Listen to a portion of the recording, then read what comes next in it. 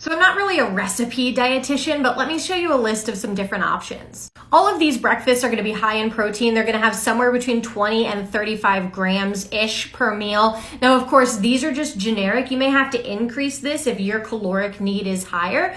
But option one could be 2 to 3 eggs with cheese and veggies, 2 pieces of toast, and a piece of fruit, or like 3/4 of a cup of berries. Next, you could do a cup of cottage cheese with a cup of fruit and a half a cup of like a high protein granola, or just do nuts. Same thing with Greek yogurt, like instead of the cottage cheese, but individual Greek yogurts are 6 ounces. They are not a full cup, so you really need to increase that.